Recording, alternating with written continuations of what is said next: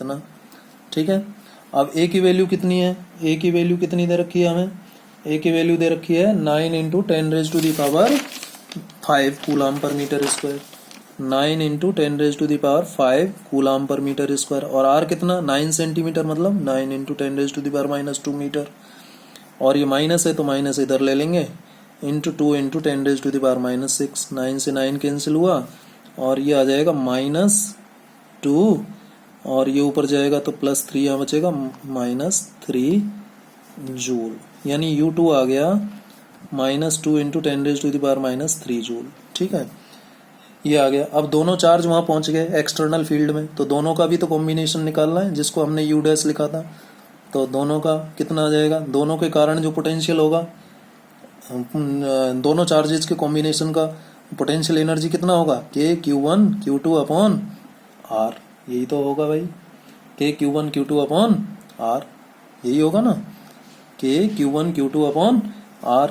अब K का value कितना, 9 इंटू 10⁻⁹, Q1 का वैल्यू कितना 7 माइक्रो, और Q2 का वैल्यू कितना -2 माइक्रो, और माइनस को मैं यहाँ ले लेता हूँ, ठीक है। अपॉन R कितना 18 सेंटीमीटर, और 18 को मीटर में बदलना है। तो ये कैलकुलेशन तो हमने ऑलरेडी कर रखी है, ये कैलकुलेशन तो ऑलरेडी हमने कर रखी है फर्स्ट केस में।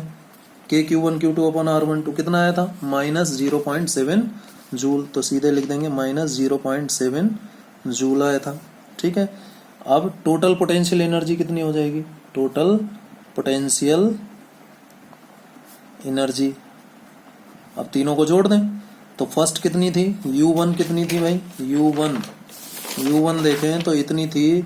अब ये देखिए थर्ड जो आ रहा है ना, -0.7 की टर्म में आ रहा है, तो इसको भी मैं ऐसे बदल लेता हूँ, 7 इंटू 10⁻³ है, 7 इंटू 10⁻³ है, तो ये क्या हो जाएगा, यही आ रहा है क्या, 7, ओहो हो गलत हुआ है यहाँ पर, देखिए जरा, ये 7 हो जाएगा, 7 और -6 +1 बचेगा, ये +1 यानी 70 जूल आएगा बेटा, ये करेक्ट कर लेना भाई। ये -2 ऊपर जाएगा ना तो +3 होगा, +2 होगा तो +7 हो जाएगा, और ये -7 फर्स्ट केस में, तो +1 बचेगा, तो 70 जूल आएगा। U1 का वैल्यू आएगा 70 जूल, ठीक है।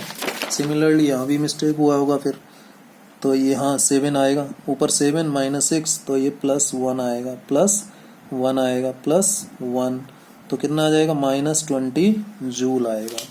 अब तीनों को ऐड कर दो, पहला कितना था 70, और दूसरा -20, और तीसरा 0.7। सॉल्व करो जरा, 70 में से 20 गए 50, और 50 में से 0.7 तो 49.3 जूल, ये एनर्जी आ जाएगी।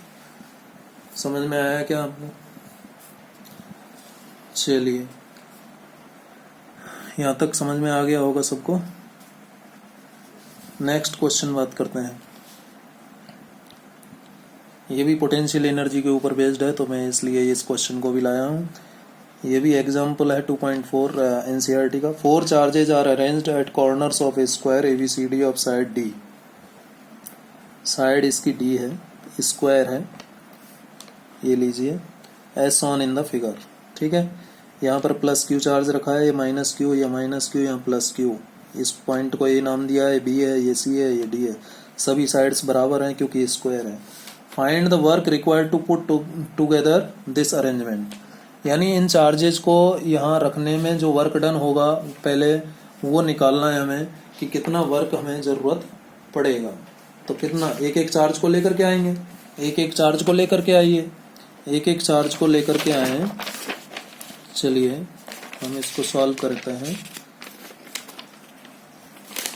पेपर ले लेता हूँ, सॉल्व करते हैं ए पार्ट, ठीक है। आंसर 2.4 का A part. Find the work done, अब इसको थोड़ा सा इधर रख लेते हैं। लीजिए पहले चार्ज को लेकर के आए तो कितना वर्क करना पड़ेगा, फर्स्ट चार्ज को लाएंगे, पहले से कोई यहाँ पर फील्ड मौजूद नहीं है, तो फर्स्ट चार्ज को जब लाएंगे, work done in carrying charge plus q at point A where no external field is present.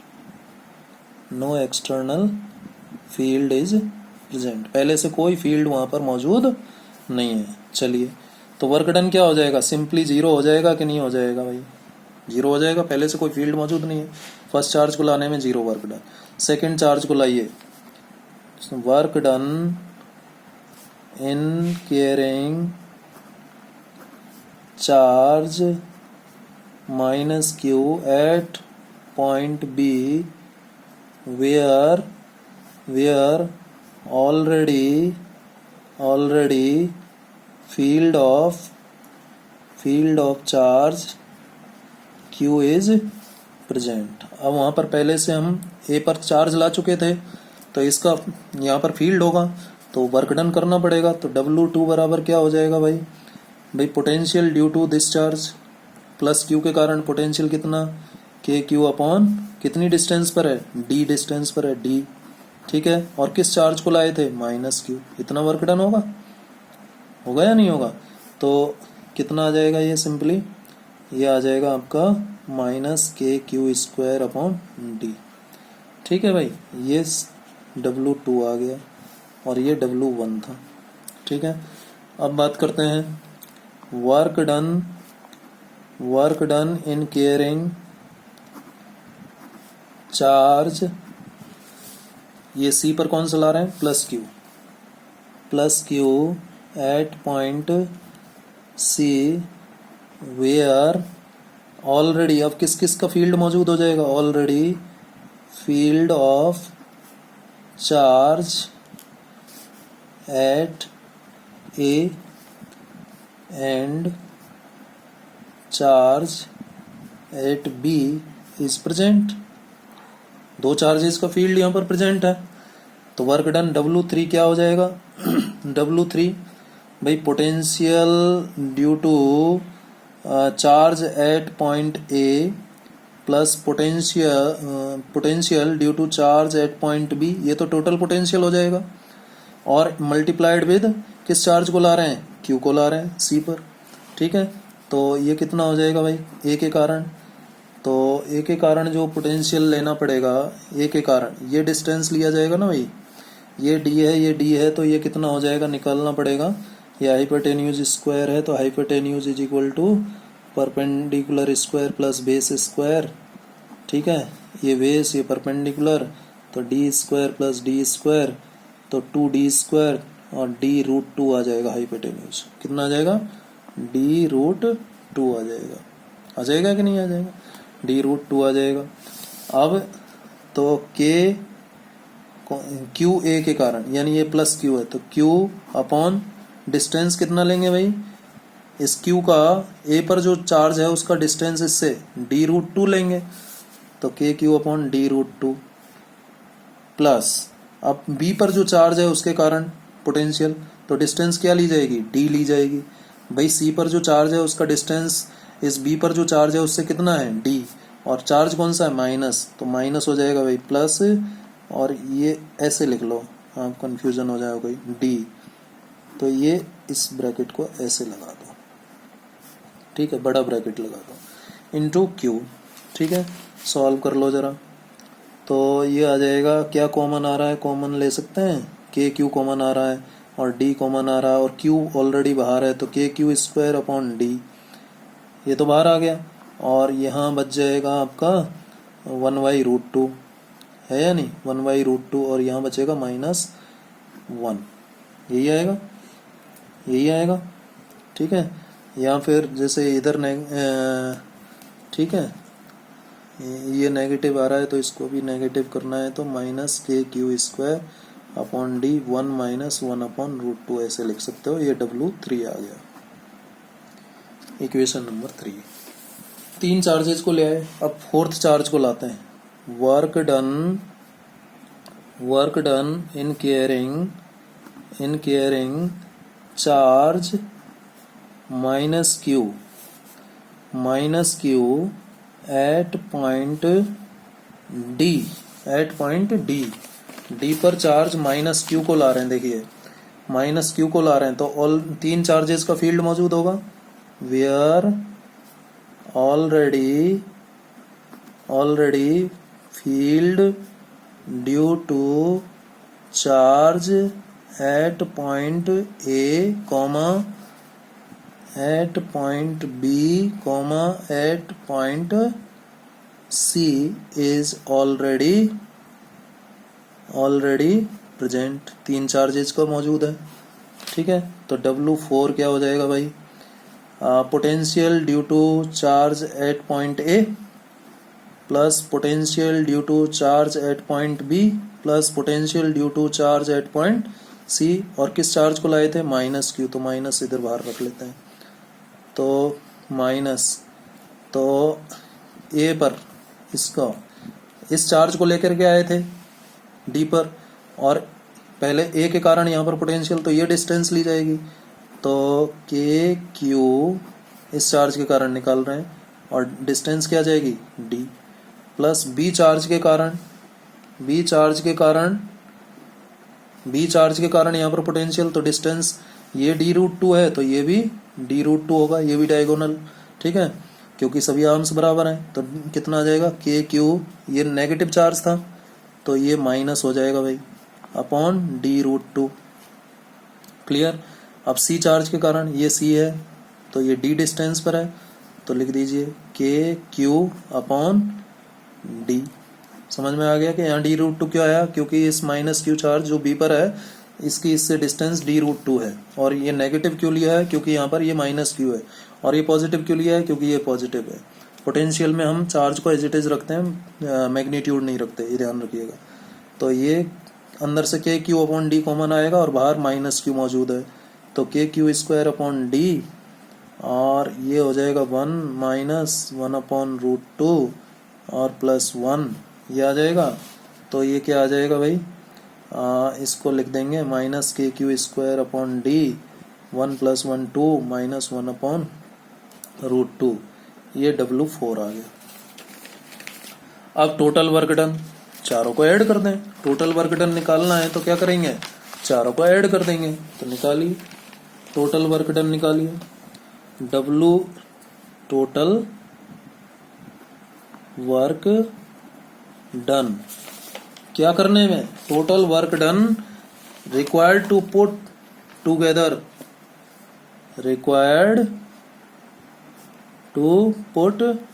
Together, चारों चार्जेस को एक साथ रखने में, किसके, स्क्वायर के चारों कॉर्नर्स पर रखने में कितना वर्क डन होगा, W बराबर होगा W1 plus W2 plus W3 plus W4। W1 क्या था, 0 था, तो 0 लिख दिया।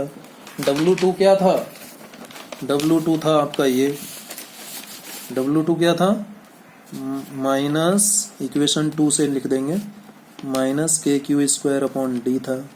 W3 क्या था, माइनस W3, देखिए दिखाई दे रहा है, W3 इक्वेशन 3 से k q square upon d 1 minus 1 upon √2, और W4 क्या था, minus k q square upon d 2 minus 1 upon √2, ये था। सॉल्व कीजिए, minus k q square upon d, bracket open कीजिए, minus k q square upon d plus k q square upon √2 d minus k q square 2 k q square upon d और plus k q square upon √2 D.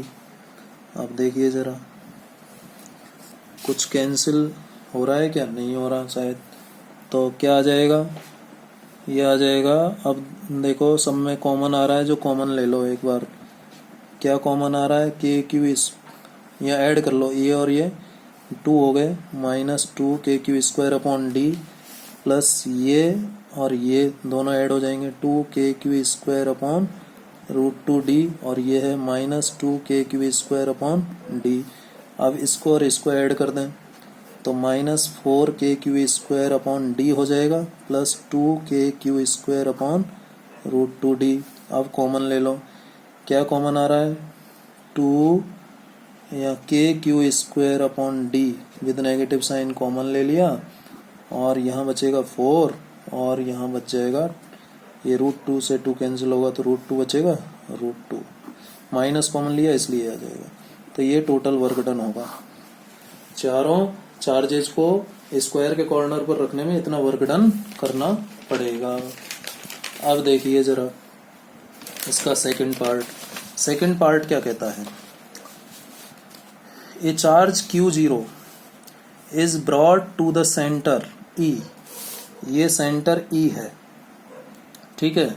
अब यहाँ पर एक charge Q0 को ले आता हूँ, ठीक है, सेंटर E पर चार्ज Q0 को ले आता हूँ, एक और चार्ज को, तो कितना क्या होगा, ए charge Q0 is brought to the center E of the square, the 4 charges being held fixed at the corners, how much extra work is needed to this। अब पांचवें चार्ज को यहाँ पर लाने में कोई वर्क करना पड़ेगा क्या सेंटर पर, तो बी पार्ट में कर रहा हूँ।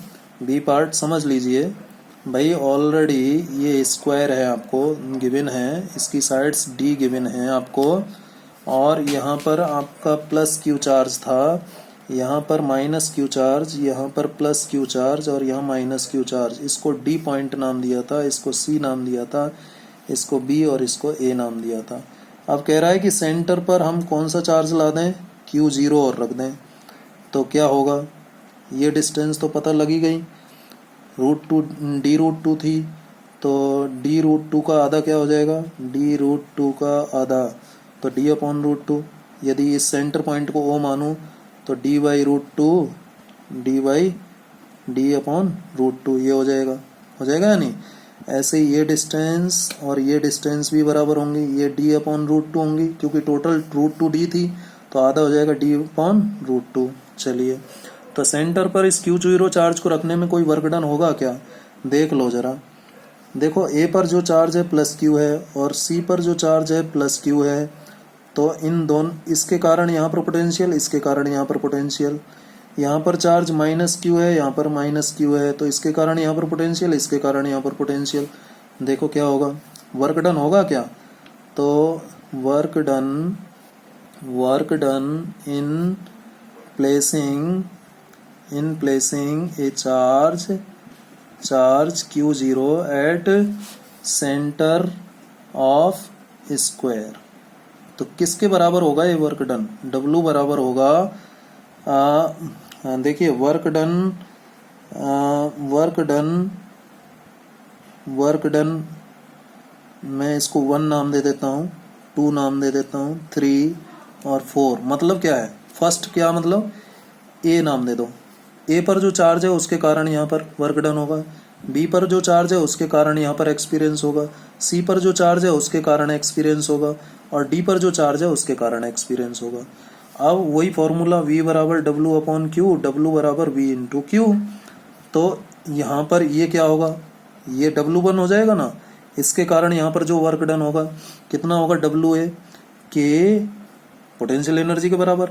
Q1 क्या है, Q, और Q2 क्या है, Q0, और डिस्टेंस क्या है, D/√2 हो जाएगा या नहीं। ठीक है, WA हो गया।